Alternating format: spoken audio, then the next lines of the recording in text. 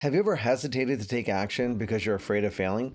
In 2022, a study found that 1 out of 3 people reported having a fear of failure, and 40% of respondents reported being afraid of even making mistakes. So it's no surprise to share with you that fear of failure is one of the most common issues I've seen while doing thousands of hours of coaching with leaders and teams over the last 3 decades. So in this video, I want to share with you 5 tips to help you overcome any fear of anxiety you may have around failure so you can take more action and create more results. But before we talk about what to do about it, how do you even know if you have a fear of failure? Well, one telltale sign is procrastination, putting things off quite often until the last moment, big decisions, actions, projects, because we don't want to finish them. Because what does that mean? It means that we might fail. And as long as we haven't finished it, we haven't even started in many cases, then there's still hope that it might work out, which connects to the next one, which is perfectionism. We work on being a perfectionist to get it to the best possible level. And it sounds like we're in service of excellence, but really can often come down to is fear. Because if I do it perfectly, then no one can criticize me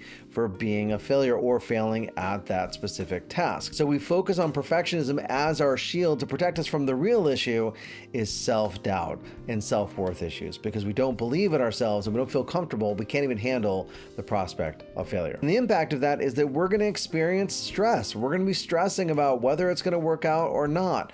And so we hesitate, we procrastinate, we focus on perfectionism. We have missed opportunities and we get stuck in analysis paralysis, where we're constantly looking for more and more data to make that perfect decision so we can avoid the failure that we really fear. And one question that I think is worth exploring is, where does this fear of failure even come from? Because you're not born with it. In fact, as human beings, we're only born with 2 fears, the fear of falling and the fear of loud noises. This means that the fear of failure is something that you learned in life. Most oftentimes it comes from our childhood conditioning. Perhaps you grew up with really critical parents, or you lived in an unsupportive environment. Or maybe you had past negative experiences where you tried something out and it didn't work out, which often happens, and you got criticism from family, friends, your peers, or perhaps you experienced some embarrassment as part of that process. Or perhaps it's social expectations. Maybe you grew up in a highly competitive environment, or maybe you're in a highly competitive environment right now where you have to succeed every time and failure is not an option. Well, obviously that's going to create a lot of pressure. Another possibility is lower self-esteem, where you feel like failure is a reflection on your inherent self-worth, which relates to our last one, which is identity. If you identify as a high achiever, for many people that brings a lot of stress and anxiety, because if you do something that doesn't produce success, that you quote unquote fail,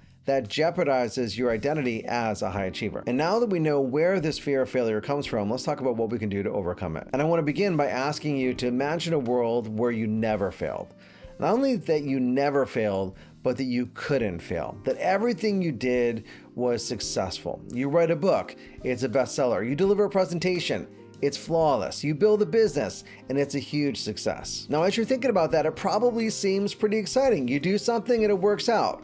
Well, take that out 10 years of doing that, 20 years and 30 years, and you have all the success in the world. And yes, that's exciting initially, but like anything, it gets boring because there's no uncertainty, there's no risk, and that really means that there's no meaning. It doesn't mean anything. Now imagine a life where everything you do leads to failure. No matter what you do, no matter how hard you try, it fails. What is that life like? Well, of course, it's filled with hopelessness and despair. And the good news is, those aren't the worlds that we live in. In this world, there's no guarantee for success, nor is there a guarantee for failure. So what that means is, there's hope that things can work out. And when things do work out, they're meaningful to us. So that energy that we feel around failure, it's just because there's a chance that it might not work out. And this is really important to you. So given that success and the possibility of failure is part of this world that we live in, how do we change our relationship with failure? The first tip is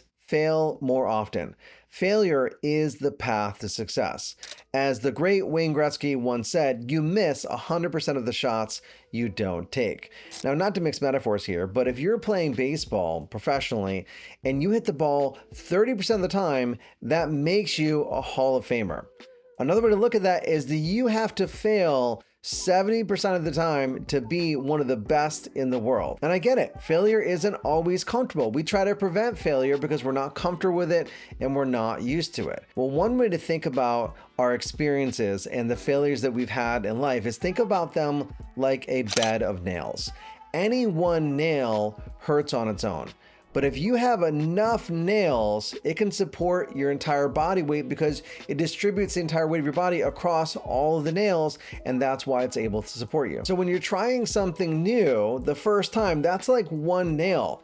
You want to mess it up a lot to spread it out. So give yourself permission to mess things up, especially when you're new, because at that point in time, expectations are low because you haven't done it before. So give yourself a permission to mess things up. Build up a lot of nails that can actually support you as the foundation for success. Number 2 is there's no such thing as failure, only feedback. And this comes from the field of NLP, neuro-linguistic programming, and it's called a presupposition. It's a convenient assumption that if you were truly to adopt this would be a game changer in your life, because we would never look at anything really as failure ever again. It's only feedback and an opportunity to get better in the future. So if you were to invest in a stock based on reading an article and not doing any real research on the industry or knowing anything about the company, and you lose half your money, well, yes, we could look at that as failure. You can also look at it as feedback, because now you know better and you'll never do that again. And perhaps that saves you further down the line in a way that you can't even imagine. Perhaps you meet someone and you develop a friendship and you trust this person, even though your gut warned you that this person is not trustworthy and things don't work out and you get betrayed by this person. Well, guess what? Yeah, that's failure. It could be failure. It can also be looked at as feedback, because now you know, trust your gut. Mark Twain said it this way: good judgment is the result of experience, and experience is the result of bad judgment. As I think back over the last 3 decades as a trainer and coach, I can share with you that I've invested hundreds of thousands of dollars in my personal growth and development, and many of those programs have been very good, and some of them, let's say, not so good. But every single one of them, whether I thought it was a good training or not, has given me a learning that I can point to that has shaped me in who I am today, that has prepared me for the future. So I want you to do the same type of inventory. I want you to look back over your history, over your life, and look at the experiences, the events, and specifically the failures, quote unquote, in your life, and notice how they've prepared for you. What lessons have they given you to make sure that they don't happen in the future? In addition to developing the belief that there's no such thing as failure, only feedback, I also want you to do number 3, which is to develop a growth mindset. And this comes from the best-selling book Mindset by Dr. Carol Dweck, where she mentions that there are 2 mindsets. There's the fixed mindset and the growth mindset. A fixed mindset focuses on identity. It says things like I am good, I am excellent, I am the best. Growth mindset, on the other hand, focuses on behavior. You want to focus on learning, focus on courage, tenacity, stick-to-itiveness, things that you can actually control. A client of mine recently shared her experience with a fixed mindset. When she was in high school, she joined the lacrosse team and she joined as the goalie. In the first season, she was completely undefeated, in fact, had a shutout for every single game, never letting a ball in. As you can imagine, the pressure got greater and greater until she ended up quitting. And this is quite common. This is what happens with a fixed mindset.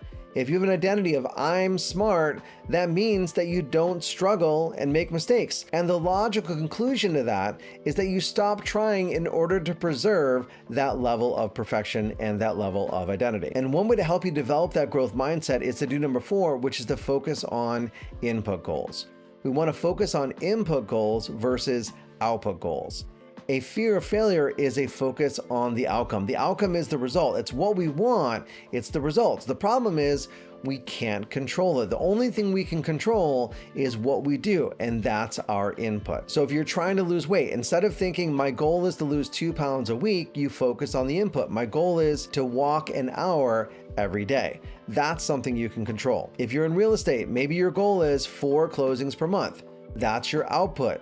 What's your input going to be? Well, maybe every morning at 8 a.m., you're going to do an hour of cold calling. The afternoon, you're going to do door knocking and following up with other conversations that you had. Those are things that are within your control. If you do those things, the results will follow. It's the difference between what's referred to as a lead indicator and a lag indicator. In the context of weight loss, number of steps is a lead indicator. The scale is a lag indicator. If you're doing the lead, the lag will follow. In sales, if you're doing the calls, the number of clients will increase over time. The idea is that if you're doing the lead behavior, the lag indicator will follow. So focus on input rather than output. And tip number 5 is visualize success. If you're like many people that I work with who have a fear of failure, chances are you're spending a lot of time thinking about the worst thing that can happen. And thinking about the things that can go wrong is not necessarily a bad behavior, especially when it comes to decision making and strategic thinking.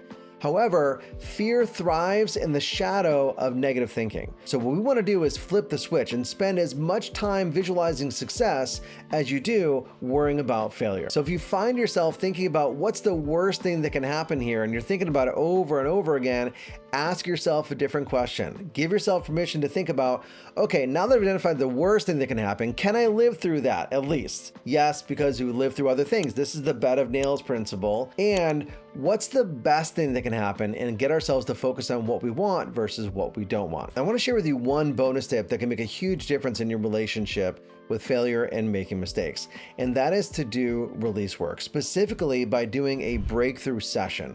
Now, if you're not sure what a breakthrough session is, a breakthrough session is essentially an intensive coaching workshop that you go through that helps you identify what your limiting emotions, beliefs, and patterns are, and then systematically going through to get rid of all the baggage from the past, so that when you deal with struggles in the present, you're not bringing all of that pain with you, and you can deal with it more successfully in the moment. And if you want to find out more about a breakthrough session and see if that's right for you, I'll put my calendar link down below. I'll get you in touch with me or perhaps one of the master coaches on my team.